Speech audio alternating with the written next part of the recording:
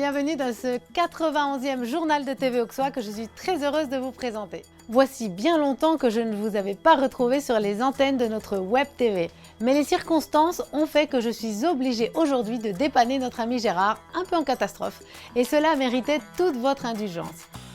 Tout de suite, le sommaire. Des nouvelles de TV Auxois, c'est encore l'été, travaux sur le viaduc, en bref et en images, sauvons l'église de Sainte-Sabine, le trio Chausson en concert. Mais commençons ce journal avec quelques nouvelles de notre association par la voix de son président et de quelques membres qui ont été sur le pont tout l'été pour que votre Web TV préférée puisse vous informer dès cette rentrée.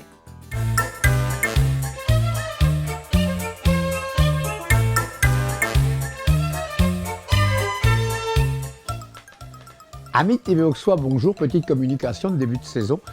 Je voudrais rendre hommage à trois bénévoles que j'appelle les trois mousquetaires, sans qui le studio dans lequel je vous parle n'aurait pas été réalisé dans les temps. Je voudrais parler de Julien qui est à la base de la conception. Alors Julien, cet été, il a été studieux. Oui, tout à fait Gérard. En tout cas, on tient d'abord à remercier la Comcom pour la mise à disposition de la nouvelle pièce pour pouvoir faire le studio, bureau de montage, entreposer du matériel. Et depuis le printemps, on a beaucoup œuvré, on a été chercher des mobiliers, on a été chercher du matériel lumière dans des télés, des web télés de Saône-et-Loire qui s'arrêtent, manque faute de bénévoles et de moyens, ce qui n'est pas notre cas. Donc on a bien installé tout le studio, on a fait des reportages aussi, des clips pour des artistes et des gens de valeur du territoire. Et moi je voulais aussi toujours continuer à contribuer à l'association, donner de mon temps quand c'est possible pour pouvoir faire vivre notre pays. De Patrick, qui lui est à la réalisation. Alors Patrick, t'as été le roi de la soudure pour TV Auxois cet été? Eh oui Gérard, un petit peu de soudure et du bricolage. Sans toi, le grill n'aurait jamais été fait. Oh, peut-être pas, mais je suis très content d'avoir participé à l'élaboration de ce studio. Et ben maintenant, maintenant, il va falloir choper les caméras puis s'y mettre. Hein. Ah bah bien sûr, là je serais moins bon. Hein. C'est mon professeur qui est pas très bon non plus. Hein. Il me donne pas de bons conseils et il est pas assez patient. Mais aussi Frédéric qui est à l'origine du studio virtuel dans lequel s'expriment nos deux présentatrices, Sonia et Anissa. Il a également rénové notre site internet. Je les remercie tous les trois, ces trois mousquetaires. Et comme les trois mousquetaires, nous étions quatre pour ma part, j'ai installé le matériel et j'ai vécu un grand moment de solitude au moment de leur brancher. Mais il faut croire au miracle puisque tout a fonctionné à peu près normalement. Nous sommes donc opérationnels et nous comptons sur vous pour nous faire part des événements qui se déroulent dans vos communes. Et nous viendrons les relater, bien sûr, et les annoncer. Ça sera un plaisir pour TV Auxois. Alors maintenant, je voudrais faire quelques petites communications.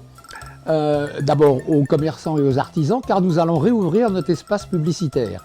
N'hésitez pas à faire appel à nous.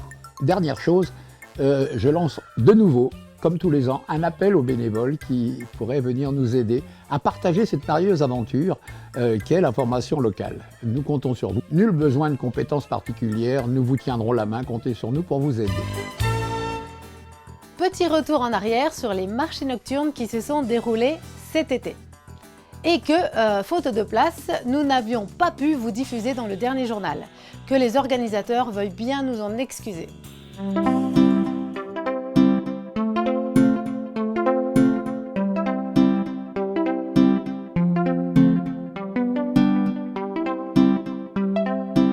Les marchés nocturnes ont fleuri cet été.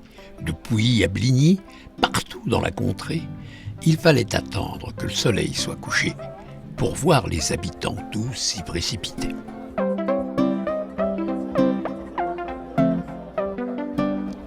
C'est un soir à Pouilly que tout a commencé. La maison de pays s'était illuminée, la chaleur était là comme durant tout l'été. C'était un rendez-vous qu'on ne pouvait pas manquer.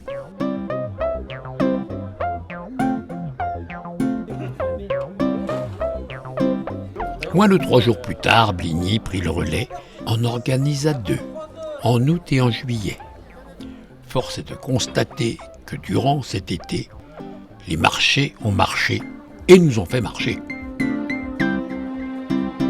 C'est moi qui a fait ce tote bag pour la commune de Bligny. Tout ça, ça a été fait en Photoshop, donc par moi, avec une typographie assez joyeuse. Je fais des études de graphisme, du graphisme digital, donc tout ce qui touche le design web, un peu le monde du digital, on va dire. Oui. Donc il y a mon Instagram, donc c'est Just Elizabeth Art, juste ici. Ouais. Et puis vous avez un QR code qui amène au site web de Bligny-sur-Ouche.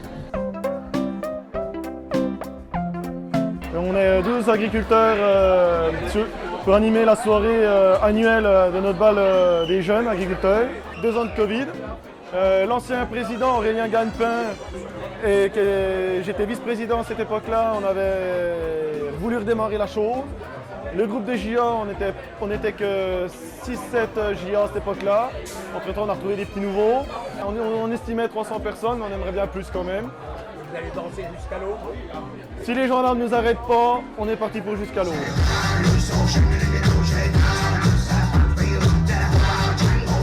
Allez, chauffez-vous tranquillement. Les responsables AP2R des travaux du viaduc de Pont-d'Ouche avaient convié élus et habitants des 4 communes concernées, Aubaine, Colombier, Fruget et Torrey-sur-Ouche, à venir visiter le chantier et constater l'avancée des travaux. Une belle initiative qui permet une meilleure acceptation des nuisances occasionnées par ce chantier. Pour cette fin d'après-midi, AP2R avait convié habitants et élus des 4 communes concernées par les travaux du viaduc de Pont-d'Ouche pour une visite explicative afin de parvenir à une meilleure acceptation des quelques nuisances provoquées par ce chantier. L'autoroute a été construite dans les années 70, donc c'est une autoroute qui a 50 ans, et à l'époque les eaux n'étaient pas récupérées. C'est-à-dire que l'eau transitait par l'intermédiaire de gargouilles et retombait directement donc dans la vallée de l'Ouche sans aucune collecte et aucun traitement. Le projet consiste à récupérer donc les eaux de ces gargouilles pour les faire transiter dans des bassins autoroutiers qui permettent de dépolluer l'eau du viaduc. Nous sommes sur une rivière de très bonne qualité. Nous sommes également dans un site Natura 2000 et dans une zone d'intérêt écologique assez fort.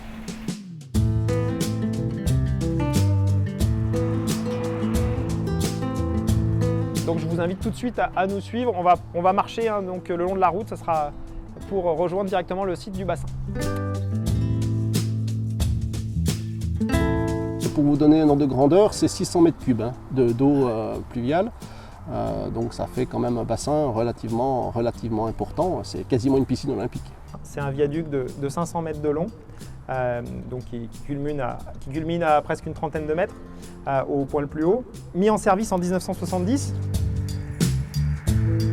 Nos bassins autoroutiers ont plusieurs fonctions. La première fonction, c'est ce qu'on appelle l'écrêtement. Nous allons arriver par l'intermédiaire de notre réseau de collecte avec un débit d'environ 500 litres seconde. Et en sortie du bassin, nous allons réguler le débit à 6 litres seconde. Tout ça pour protéger donc, la rivière en aval et éviter les inondations, bien entendu. La deuxième fonction, c'est la fonction de traitement de ce qu'on appelle la pollution chronique liée au trafic autoroutier. Mesure des pneumatiques, des systèmes de freinage, mais également, bien sûr, des résidus de combustion. Ces résidus sont transités par les eaux pluviales, transitent par notre bassin, avec un temps de séjour dans le bassin qui permet aux matières les plus lourdes de se décanter au fond du bassin et aux matières légères, donc de type huile, de flotter et d'être récupérées dans un système de déshuilage. Et la troisième fonction de ce bassin, c'est le traitement de la pollution accidentelle. C'est-à-dire que si demain un camion se renverse au-dessus du viaduc, ce que je ne souhaite pas, notre bassin est capable de confiner cette pollution par un système de vannage et donc contenir la pollution à l'intérieur avant de la retraiter. L'acceptation est plutôt bonne puisque aujourd'hui nous allons quand même améliorer une situation qui est dégradée. Nous avons des gargouilles avec de l'eau qui tombe directement sur les propriétés en dessous du viaduc. Demain, nous allons les collecter, nous n'aurons plus ce système d'eau qui transitera par le bassin, mais nous aurons une rivière qui sera rendue beaucoup plus propre qu'avant.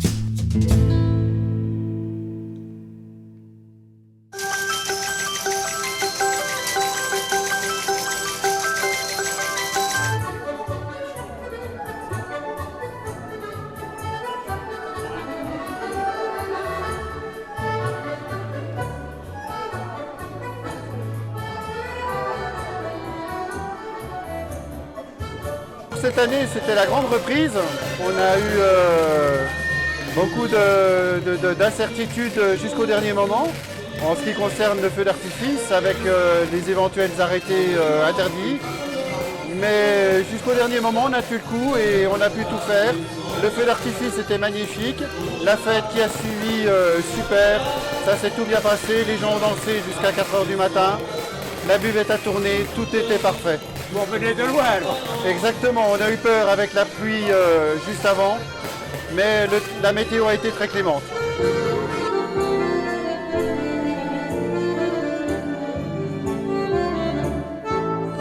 C'est super que TV Auxois reprenne, parce que franchement ça nous manquait. Toujours présent pour nos manifestations, pour les annoncer, pour en faire la promotion.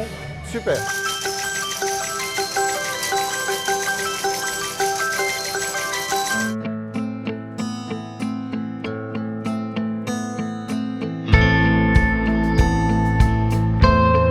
C'était un peu une réunion de reprise, dans le sens où nous n'avions pas eu de réunion fin juillet, puisque nous avons une réunion chaque fin de mois. Donc nous avons balayé l'ensemble des compétences de la communauté de communes en essayant d'être au plus près de chacune de nos 47 communes et de leurs soucis actuels. Nous allons revoir tout ce qui concerne l'isolation de l'ensemble de nos bâtiments dont la communauté de communes est propriétaire. Nous allons aussi également très rapidement réunir l'ensemble des associations, des écoles et des collèges qui fréquentent les deux gymnases de Pouilly et de Bligny pour que nous voyions ensemble déjà les emplois du temps et nous allons aussi également voir pour des travaux à faire dans ces deux bâtiments. Un petit mot quand même pour dire la joie que j'ai de mener et de travailler avec cette association des maires de notre territoire qui vraiment nous suivent, je dirais, et travaillent avec nous dans une ambiance absolument formidable.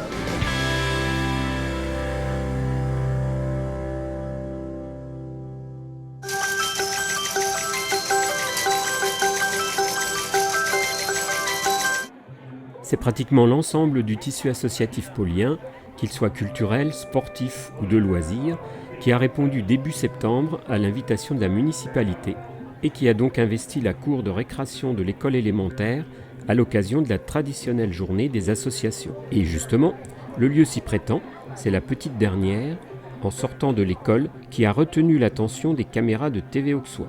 Jérémy Bardel, un des cofondateurs, présente la nouvelle venue. En sortant de l'école, c'est une nouvelle association qui s'est créée à Pouilly-en-Auxois et qui regroupe les écoles maternelles et primaires. Elle a pour vocation d'accueillir les parents et les enfants en dehors du cadre scolaire pour faire des animations, pour faire du lien, pour que les gens se rencontrent. Par exemple, donc une balade qu'on organise à Belno, suivie d'un pique-nique qui permet à tout le monde de se rencontrer. Et puis on envisage différents temps forts dans l'année pour notamment organiser un vide-grenier, un concours de pétanque, mais aussi récolter des fonds pour soutenir l'activité de l'école en finançant un spectacle ou une sortie scolaire.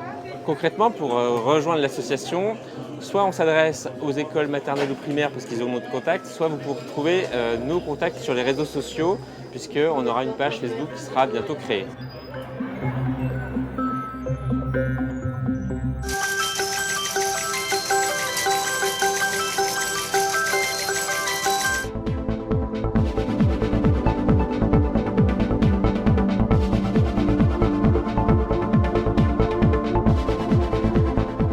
Comme au début de l'été, la société SA Evans a organisé un nouveau raid sur notre territoire. Cette fois-ci, c'est avec le personnel de la société Otis que se sont déroulées les épreuves sportives. Mais il y avait là une exception, et de taille celle-ci, car une équipe bélinéenne fut invitée à se mesurer aux autres équipes venues des 4 coins de la France, et même de plus loin encore. Je viens soutenir l'équipe de Bligny. Pour l'instant, j'ai appris qu'ils étaient en 15e position, donc on ne désespère pas. 15e sur combien? Sur 130. Pas mal. Il paraît qu'en plus, il y en a certains qui ont essayé les cordes de rappel des falaises de Bouillon. Voilà, j'ai fait la petite descente en rappel des falaises de Bouillon. Ça m'a rappelé des souvenirs militaires d'ailleurs.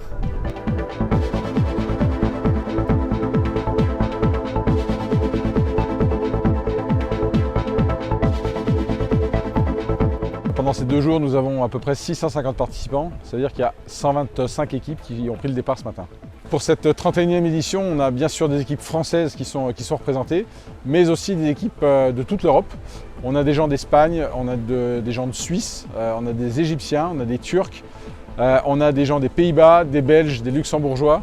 Et donc voilà, tout ça fait ce bel ensemble de compétiteurs. Et une équipe de Bligny. Et l'équipe de Bligny, bien sûr, qui est dans les hauts du classement et donc qui se comporte bien. Et donc c'est aussi une première pour notre édition du raid.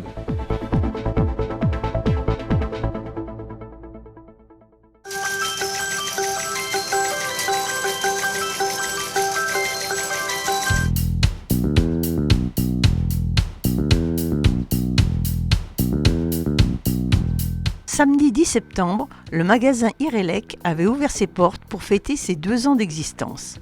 L'occasion pour les grands chefs du territoire de venir montrer leur savoir-faire culinaire devant un public curieux, mais surtout gourmand.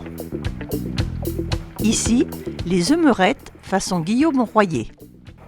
Là, Benjamin Linard nous réalise un gâteau de brochet. Là encore, Vincent Bourdon nous fait une tatin d'abricot. TV Auxois filmait et retransmettait en direct sur grand écran l'événement. Une expérience à renouveler, bien qu'elle nous ait donné faim.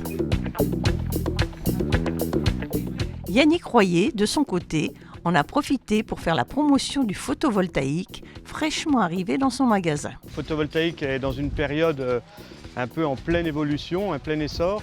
Ce panneau solaire, il est bifacial, ça veut dire qu'il produit des 2 côtés. Il a une production qui est 10% supérieure à un panneau traditionnel. On peut proposer, comme on peut le voir, du photovoltaïque avec une autoconsommation totale. Et voilà, donc beaucoup de gens sont intéressés vu le prix de l'énergie. En gros, ce panneau, il peut alimenter toute l'énergie résiduelle de la nuit, la VMC, les démarrages des frigos. Et pour des installations un peu plus conséquentes, pour 3 kg, on peut alimenter une petite maison qui a des factures environ à 100 € par mois. 6 kg à peu près 200 € et 300 €, on peut mettre 9 kg. Sauver l'église de Sainte-Sabine est le souci de Madame le maire, que nous sommes allés rencontrer en ce début de saison, en espérant que notre reportage pourra lui venir en aide. Nous lui souhaitons bonne chance dans la quête de mécènes et de généreux donateurs.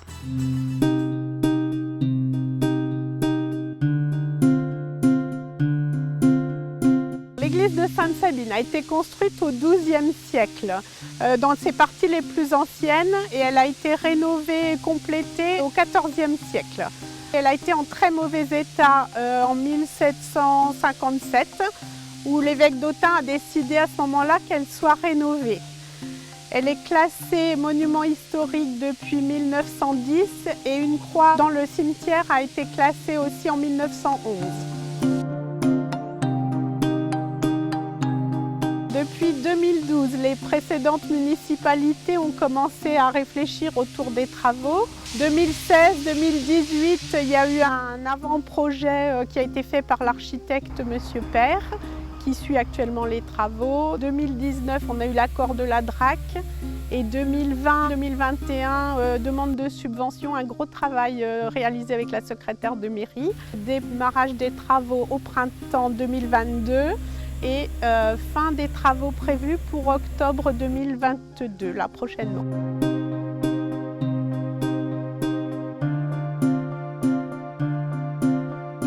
La première tranche de travaux consiste dans la rénovation des toitures en lave sur le chœur et les transepts, sur de la rénovation de maçonnerie autour de la tour porche et des enduits sous la voûte et à l'intérieur de l'église.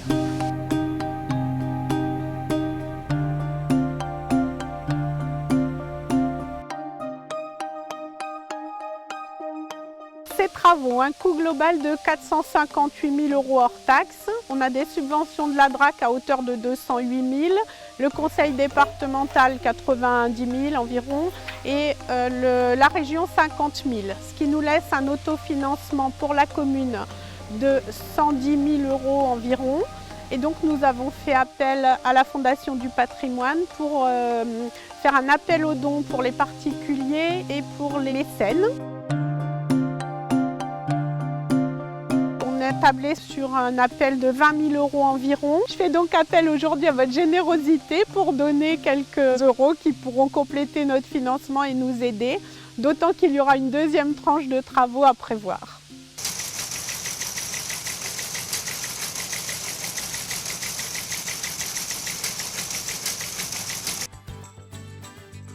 Terminons en beauté et en musique cette 91e édition en retrouvant un concert organisé par les Amis du Château de Commarin.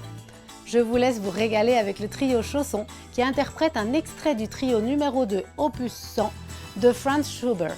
Pour ma part, je vous souhaite une bonne quinzaine et j'espère vous retrouver dans 15 jours pour la 92e édition de vos journaux préférés, sur TV Auxois bien sûr. Au revoir.